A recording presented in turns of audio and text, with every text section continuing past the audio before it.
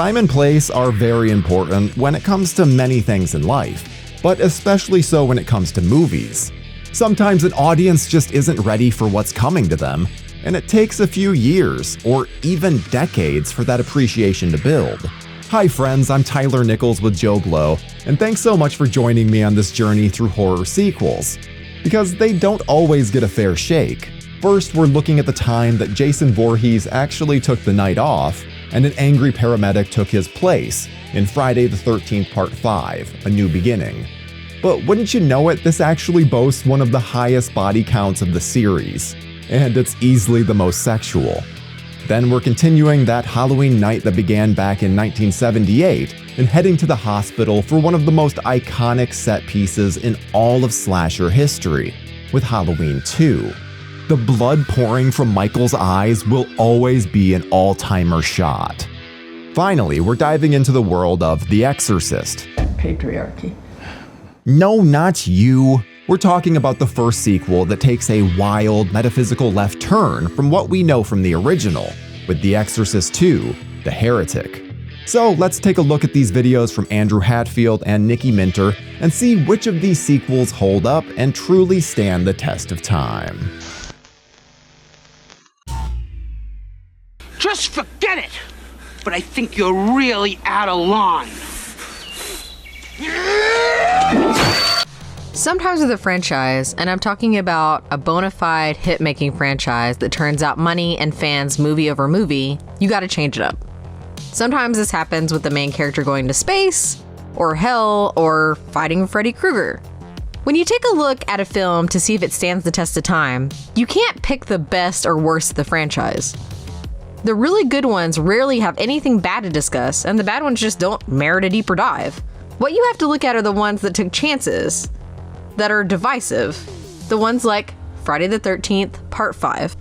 Them damn enchiladas! Oh!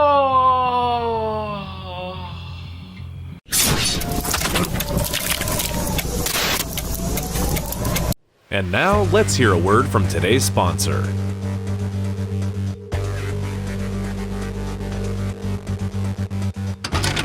Fierce fighters, powerful, beautiful, unstoppable. We are here.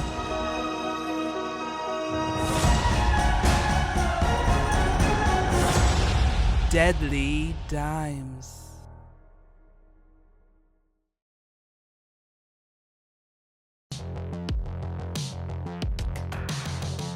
Just 1 year after Friday the 13th, Part 4, Part 5 was released. The movies were ridiculously popular and made money in bucket loads for the creators. The first 4 movies were made for a combined $6.3 million and brought back a staggering $151 million at the box office. Part 5 was a no-brainer, but unlike the first 3 movies in the series, Jason was dead at the end of Part 4. They did decide to keep the continuity, well, as much continuity as these movies can have, by continuing the story of young Tommy Jarvis, Slayer of Voorhees. What they didn't do was tell the cast that the movie was part of the franchise. It was advertised to prospective actors as repetition, which is way funnier than it has any right to be, and most of the cast was disappointed to find out it was part of the now famous slasher series. Speaking of the cast, for the most part, they really aren't that recognizable apart from a couple of them.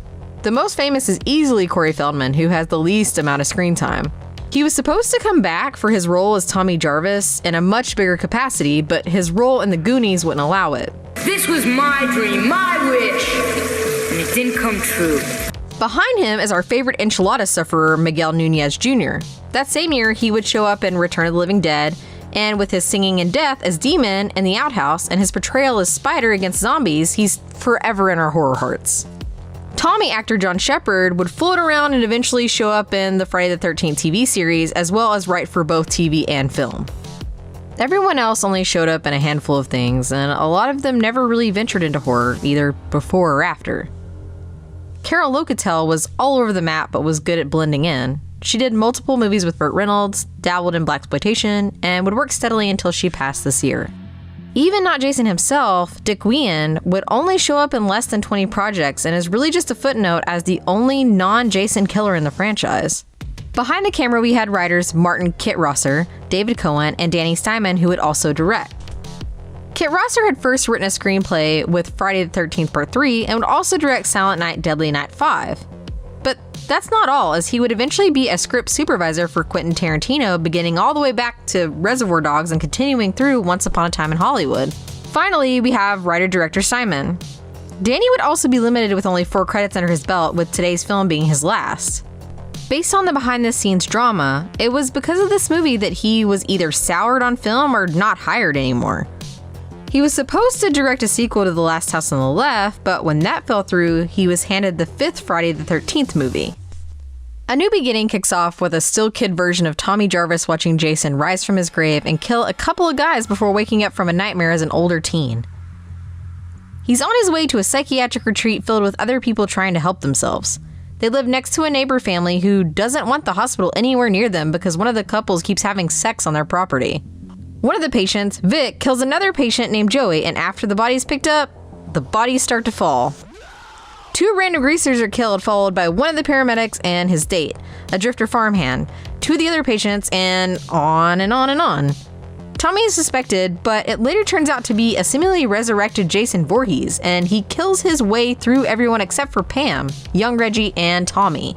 They kill Jason again, but it's revealed that he's actually Roy Burns, the other paramedic and father of Joey, who was murdered by Vic in the beginning. The police figure he snapped after finding his son was murdered. Tommy is recovering in the hospital and seemingly breaks out, but appears behind Pam in a hockey mask with a mysterious intent that wouldn't be further explored. This is 1985, and in 1985 you had 2 big S's, slashers and sequels. On the slasher front, it had been in vogue since Halloween became a smash success in 1978. We would get Italian knockoffs like Absurd, other holiday flicks like My Bloody Valentine and New Year's Evil, and any other type of reason to get teens or, people in their late 20s playing teens together to get slashed. In terms of sequels, we already had 2 additional Halloween movies, and this was of course the 5th Friday movie. Later in the year, we would get the second Nightmare on Elm Street, and there were enough of these to get its own series on our channel. To get some really good deep dives on some of your favorite slashers, as well as some obscure ones, check out Tyler's Real Slasher Show. In any case, this is what the people wanted and how the studios were making money, so you couldn't shake a stick without hitting a dozen slashers in the early to mid 80s. In addition to just being a slasher flick, you also had to try something new in the genre to get the viewership and numbers. 3 years prior, Halloween would try to make a movie in their franchise without Michael Myers, and while it failed at the time, it had gained plenty of momentum in its 41 years of existence.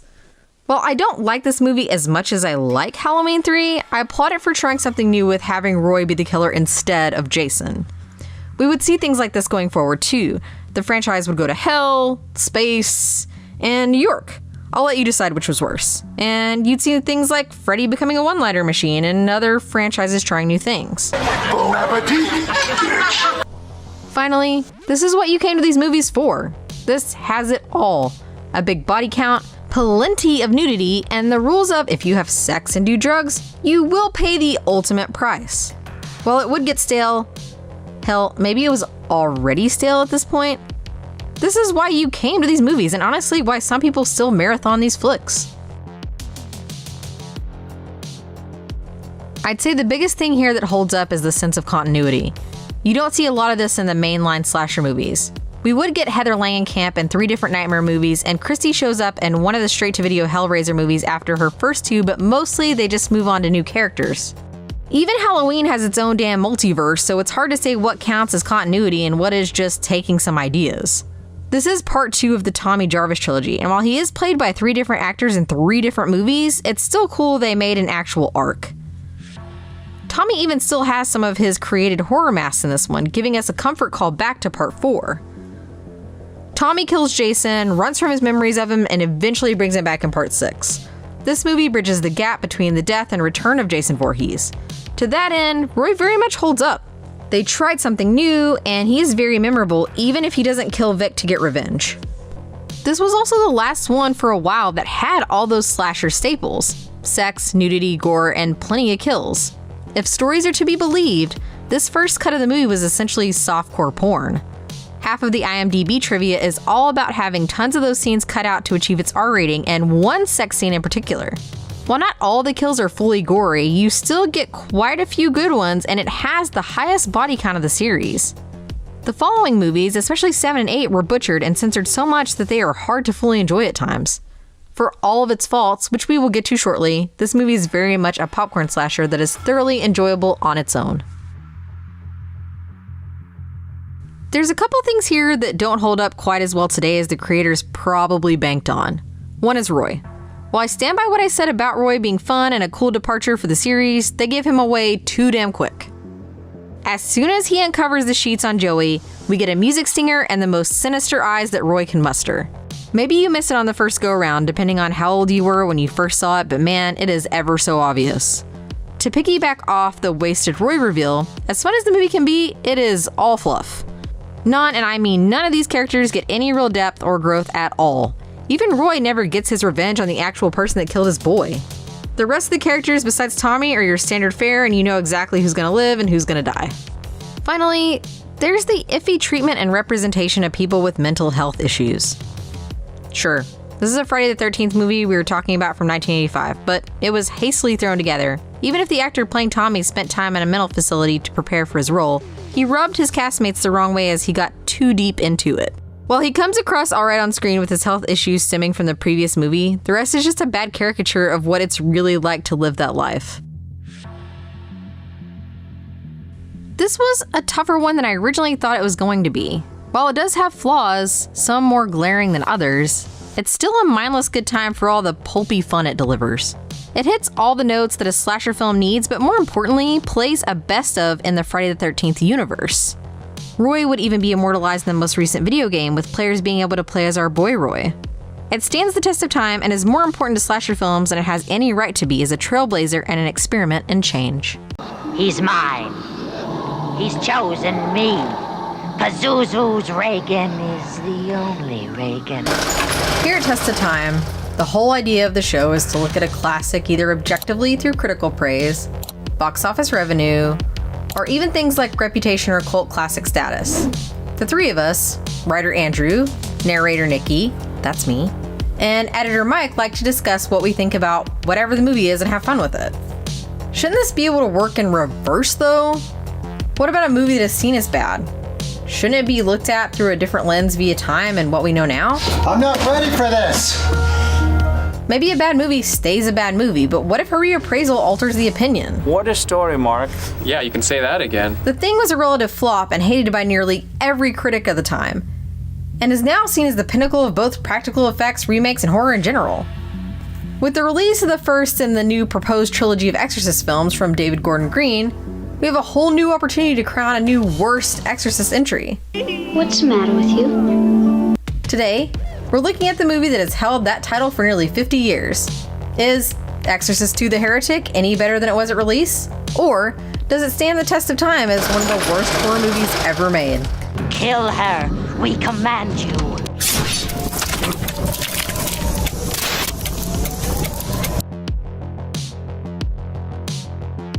What do you do for a sequel for one of the biggest and most acclaimed horror movies of all time? For author William Peter Blatty and director William Friedkin, it was easy. Do nothing and don't get involved. Part of that was neither saw the profitability nor point in working on a sequel, and part of it was due to all the behind-the-scenes drama with fighting and lawsuits.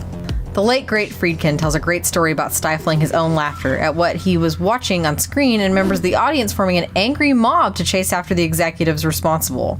Richard Lederer was the executive that thought it could work. After much negotiation, he was able to get back both Linda Blair as Reagan and Swedish icon Max von Sydow as Father Merrin. They tried to get Ellen Burstyn back too, but she refused and could not be persuaded. They were also able to get Louise Fletcher, James Earl Jones, Ned Beatty, and Richard Burton in starring and supporting roles. The original director was supposed to be longtime Mike Nichols editor and Academy Award nominee Sam Osteen, but that would eventually change to John Boorman, who would also be nominated for 5 Oscars. The screenplay was written by playwright William Goodhart. Richard Burton wasn't actually the first choice to be cast either. Jon Voight was cast and had it up until production began. Christopher Walken, Jack Nicholson, and David Carradine were also considered, and oh boy could that have been a different kind of movie. The script was rewritten by Borman and Roscoe Pallenberg, and Linda Blair even said in a later interview that Pallenberg directed much of the movie himself while being credited as second unit director and the vague creative consultant. Borman also did a big re-edit after the initial screening, but it wasn't enough to save it from its infamy, even with Ennio Morricone doing the score. The movie opens with Richard Burton's father, Lamont, attempting to exorcise a demon out of a girl somewhere in Latin America. His faith is wavering, however, and the whole situation goes up into flames. Quite literally, killing the girl he is assigned to save.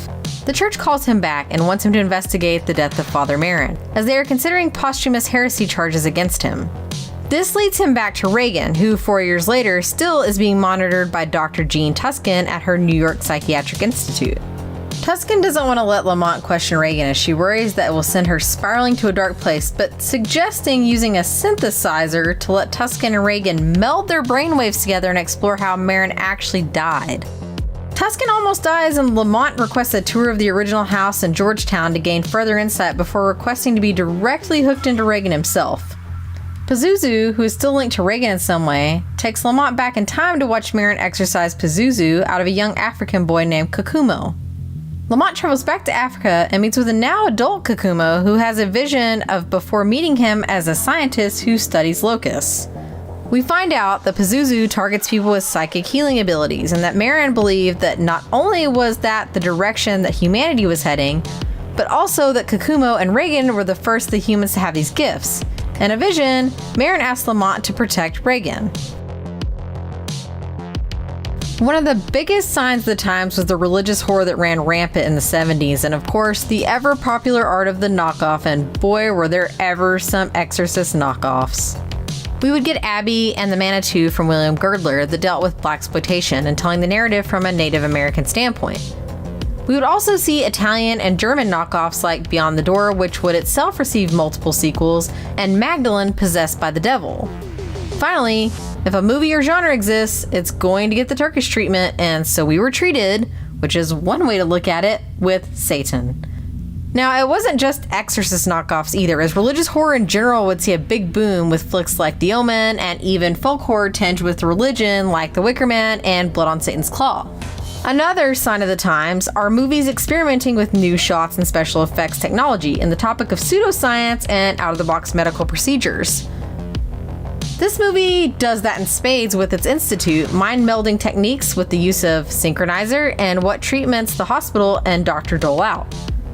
It also ties back to Marin and his beliefs that go against the church and lean more towards non-traditional religion. As for experimenting with shots, there are a lot of interesting ones involving the locusts and how they treat transformations, flashbacks, and even horrible atrocities to, well, less than stellar results sometimes. Hey, at least you tried Exorcist II. Okay, here's where we divert from our little formula we run with. This is the part where I argue against the film being the stain on cinema that it has grown a reputation for being. Sort of. First and foremost, this movie really isn't that bad. I've watched several worse movies for the channel just this year.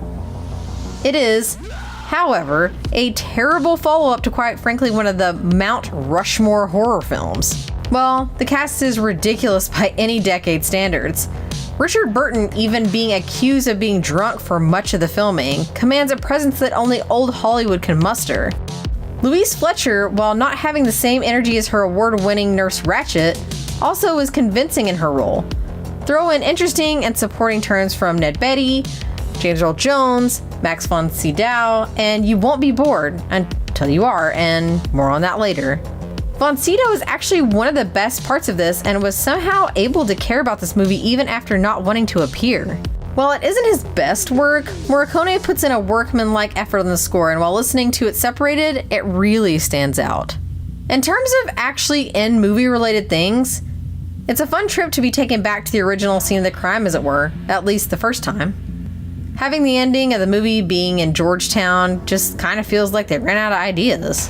When they first go back through and the trepidation is felt in the air, it works on a lot of levels. The other part that is a fun watch and diversion from the rest of the flick is Father Lamont traveling to various locations to solve the mystery he was given.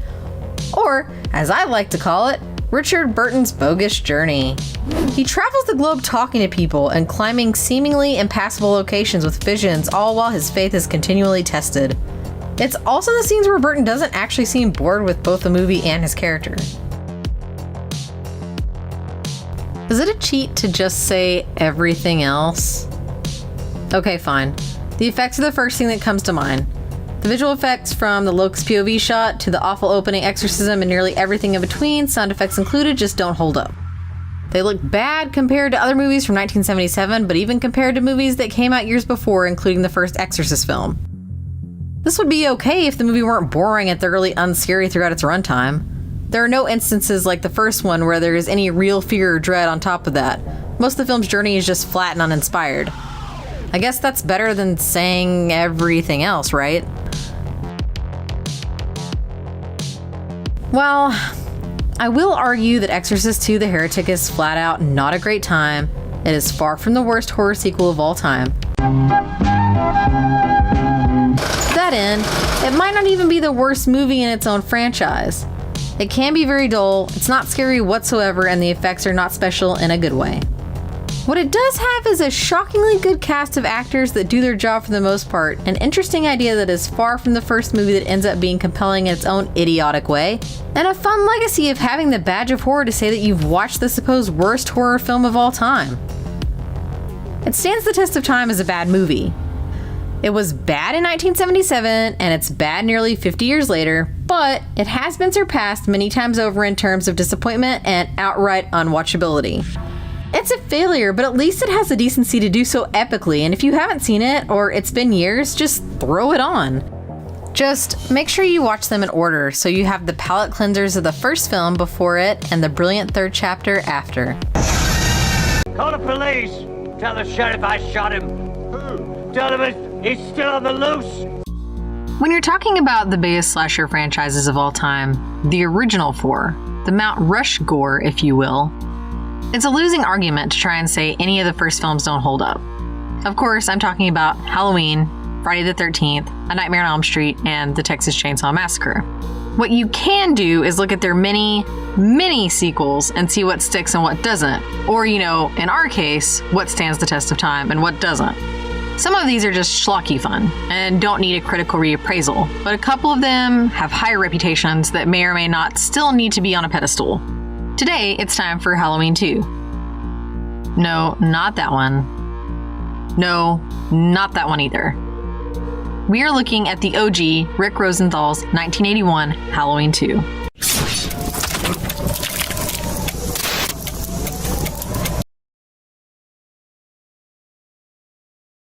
Halloween 2 is the first of many sequels to be one of the progenitors of the slasher franchise, or at least as we know it. There were a few things before, most notably Black Christmas, but Halloween is what many of the copycats tried to style themselves after, and the film itself has a total of 12 movies in its series. With Halloween being such a mega success, it is one of the most successful independent films of all time, a sequel in high demand. Carpenter had no interest in directing the movie, but he and partner Deborah Hill wrote the screenplay. Deborah Hill was also asked to direct, but didn't want to be seen as just a Carpenter protege, particularly doing another Halloween movie, so they went to eventual Halloween 3 and It miniseries director Tommy Lee Wallace, who also declined. In stepped Rick Rosenthal, who had only done a few TV episodes and a short film called The Toyer. Rosenthal would go on to direct movies like Bad Boys, the Sean Penn one, and American Dreamer, as well as a ton of TV series like Smallville and Veronica Mars. He even directed the TV movie Birds 2, even though that would eventually be credited to the now defunct Alan Smithee. Frankly, it sounds made up. In a full circle moment, he would be chosen to direct Halloween Resurrection, which is not good. It would be co-produced by Erwin Yablans, Mustafa Akkad, and Dino De Laurentiis. Alan Howarth would do the music with Carpenter, and Dean Cundy would do the cinematography. A full Carpenter production. In addition to Jamie Lee Curtis and Donald Pleasance, Charles Cyphers would come back, and the cast would be rounded out by Lance Guest, Jeffrey Kramer, and Gloria Gifford. There's even a blink and you'll miss it appearance from Dana Carvey. The movie was another smash hit. While not on the same level as the first movie, it still pulled in $25 million on its $2.5 million budget. Critically, it was a polar opposite of its forebearer. It has a very rotten 30% on Rotten Tomatoes, and critics at the time were not kind. Ebert, who liked Halloween in a rare positive horror review, blasted this one as a cheap cash-in that doesn't come close to the original's value. The movie follows immediately after the events of the first movie. In fact, it uses footage from the first film before switching over to some new scenes before taking over completely as its own thing. Loomis goes downstairs to see Michael's corpse, but realizes he's gone. We get a cool throwback to the opening of the first movie where young Michael stalks and kills his sister, though here it is an injured one killing his way to the hospital. He makes it to where she is and methodically kills off everyone around him before confronting Laurie. Loomis sees who he thinks is Michael, Ben Tramer, wearing the same things, and the boy is killed. He later finds out that Laurie and Michael are related and heads to the hospital because he realizes Michael is back to kill off the other sister he had. Laurie escapes while Loomis and Myers blow up together. Series over. Right?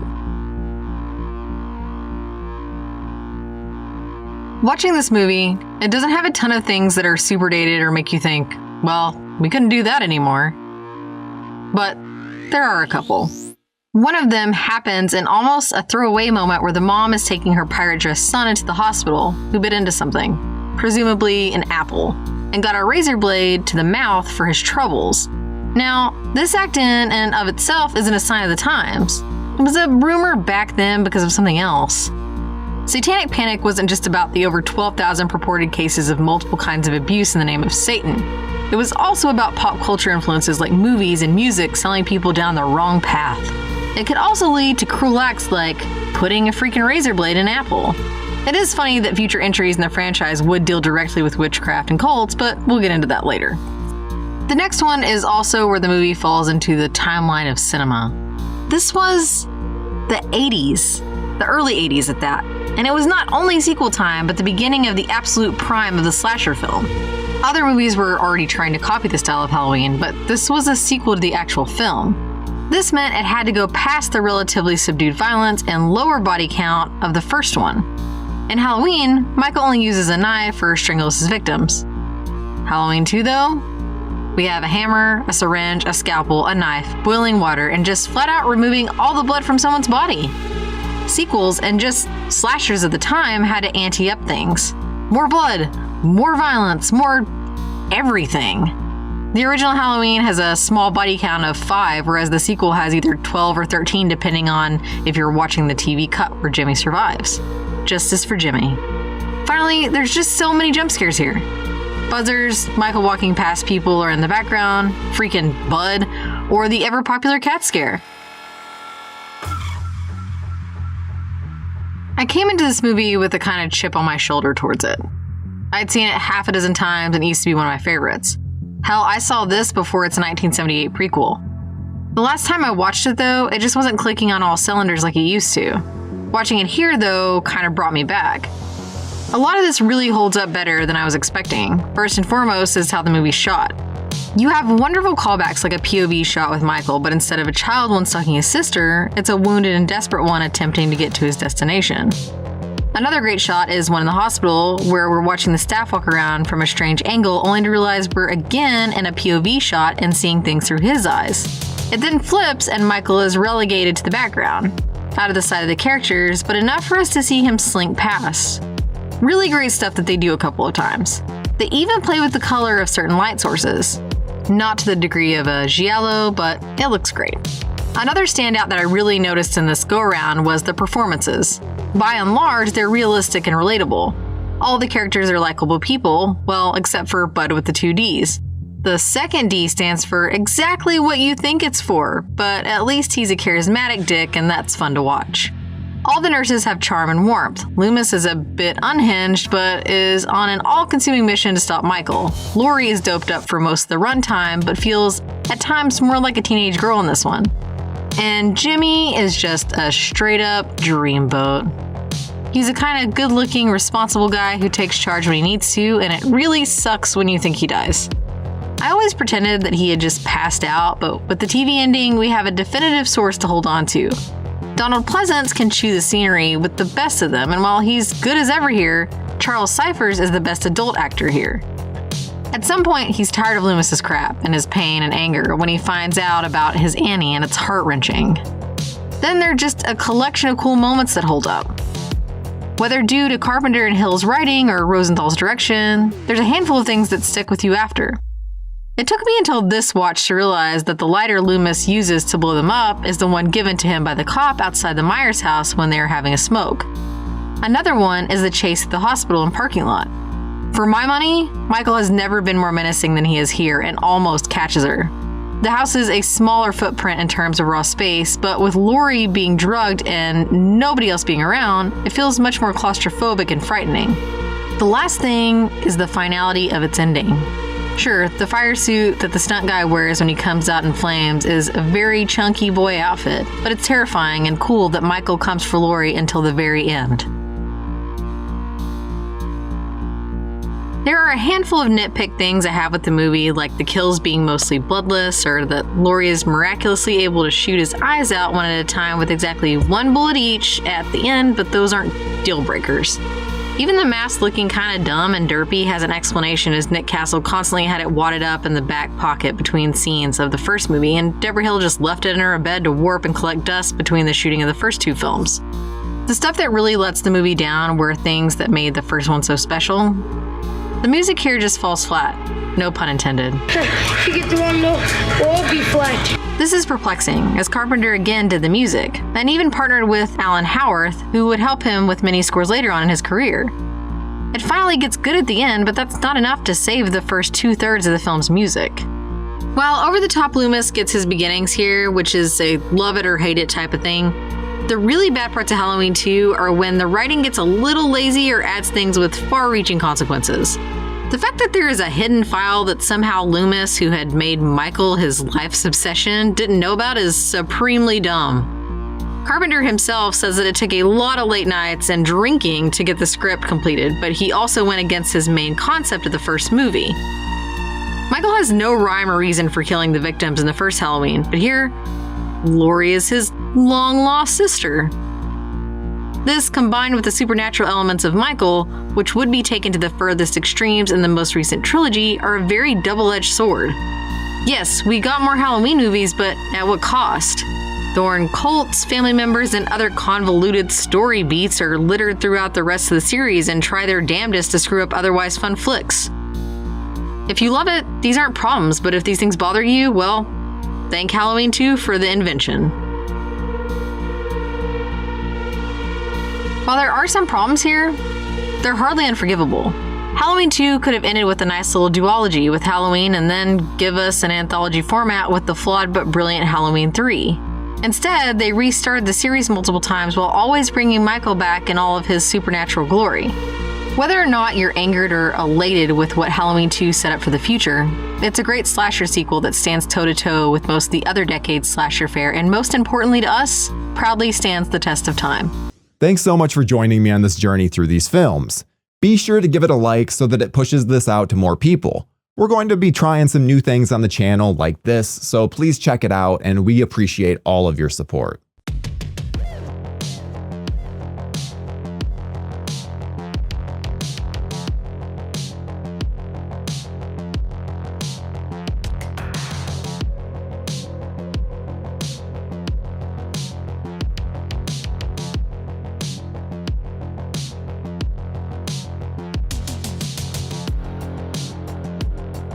Thank you for clicking on our video, everybody. If you like what you saw here, please make sure you like the video and subscribe and share with your friends who like this sort of content. joBlo was created by movie fans for movie fans, and we appreciate your support.